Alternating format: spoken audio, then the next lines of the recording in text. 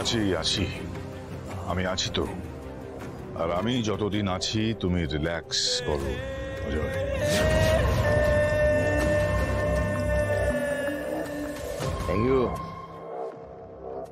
Thank you Raghu. তোমার সঙ্গে দেখা না হলে না আমি বুঝতেই পারছিলাম না যে আমার কি করা উচিত। ওই মেয়েটা জোনাকি আমার বাড়ির সবার সামনে আমাকে এত ছোট করেছে না, কি বলবো। আমি জীবনে কোনোদিন এত অপমানিত হইনি। ছাড়বো না, ওই মেয়েটাকে আমি ছাড়বো না। আমি ওকে শেষ করে দেবো।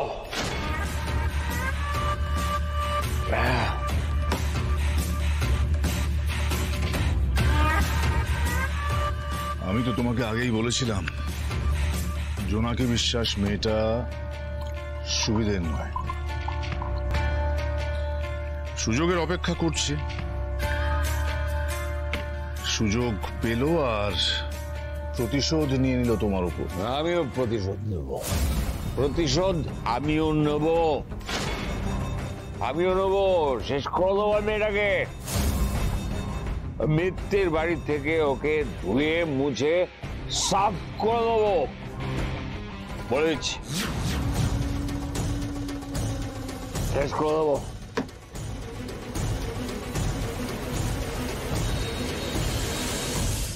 নিশ্চয়ই নিশ্চয়ই অজয়, তবে এবার তোমাকে কিছু করতে হবে না। তোমার হয়ে যা যা করণীয় সবটা। শোনো, এই বেসলেস কথাগুলো না আমার সামনে বলবে না জোনাকি, প্লিজ। আবারও বলছি তোমাকে, তুমি এক্স্যাক্টলি কি বলতে চাইছো? জাস্টিস অজয় মেটারের মতন একজন দুশ্চরিত্র মানুষকে রঘু রায়ের মতন একজন মানুষ চালনা করছে? No no no no no জোনাকি, আমার একদমই সেটা মনে হয় না।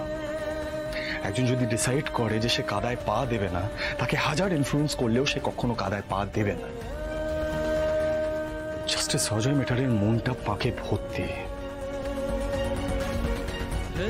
তাই তার চরিত্রটাও ঠিক সেরকমই। মানুষ না পরিবেশ পরিস্থিতির শিকার হয় জুনিয়র মিত্তিবাবু।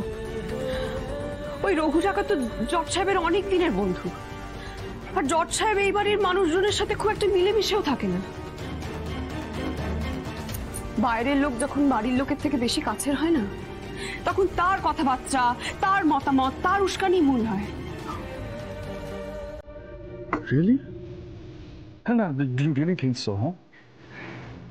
আমার মনে হয় না কেউ কাউকে ইনফ্লুয়েন্স করলে সেই মানুষটা তার মরালস, তার ভ্যালিউজ সবটা বিক্রি করে বাড়িতে বসে থাকবে। না জোনাকি, জাস্টিস অজয় মিটার এমন একজন মানুষ যার কারোর প্রতি কোনো রেসপেক্ট, কোনো গ্র্যাটিটিউড কোনোটা নেই। আমি জানি যে মায়ের সাথে জজ সাহেবের সম্পর্কটা স্বাভাবিক নেই, কিন্তু সম্পর্কটা ভেঙে দেওয়া তো শেষ কথা হতে পারে না। আপনি একবার ভাবুন উকিল বাবু, এই সম্পর্কটা ভেঙে গেলে মা যতটা কষ্ট পাবে, এই বাড়ির দুই বয়স্ক মানুষ খুব কষ্ট পাবে। তারা একই এই বয়সে এসে যা সহ্য করছেন, ওই জন্যই বলছি এই ডিভোর্সের মামলাটা এখন থাক। দেখি না আমরা এই পরিস্থিতিটা সামাল দিতে পারি কিনা।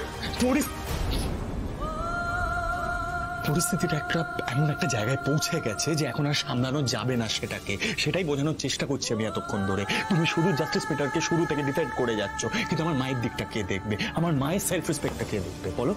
আমি মায়ের দিকটা খুব ভালো করে বুঝতে পারছি জুনিয়র মিত্তিবাবু। আপনি শুধু চাইছেন যে মাকে এই সম্পর্ক থেকে বের করে আনতে, কিন্তু আমি চাইছি মা যাতে এই সমস্যার গোড়া অবধি পৌঁছয়। মায়ের সাথে জজ সাহেবের বোঝাপড়াটা খুব দরকার জুনিয়র মিত্তিবাবু। আচ্ছা আপনি বলুন, কোর্টে তো অপরাধী প্রতিপক্ষ দুজনেই কথা বলার সুযোগ পায়, হঠাৎ করে তো রায় শুনিয়ে দেওয়া হয় না বলুন? আমরা তো জানি যে জজ সাহেব অন্যায় করেছেন, কিন্তু ওনাকে কথা বলার সুযোগ দেওয়াটা খুব দরকার, মায়ের জন্য অন্তত খুব দরকার। হাউ কনভিনিয়েন্ট না জোনাকি? মানে তুমি যখন ডিসাইডই করে নিয়েছো আমি যাই বলবো তার এগেইনস্টে তুমি হাজারটা যুক্তি দেবে, মানে আমি যাই বলবো সেটাকেই তুমি অপোজ করবে, আমার কোনো কথাই মানবে না, তাহলে আমার কোনো কিছু বলারই মানে হয় না। আমি আপনার উপর কোনো মতামত খাটাতে চাইছি না জুনিয়র মিত্তিবাবু। জানো মানে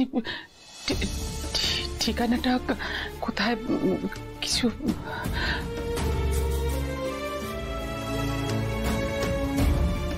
হ্যাঁ জানি। আপনি যাবেন?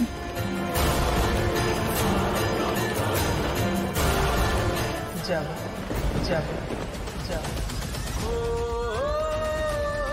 তুমিও যাবে সঙ্গে। আমি আরেকটা কথা, হ্যাঁ হ্যাঁ বলুন না। তুমি আমাকে আপনি নয় তুমি বলতে পারো।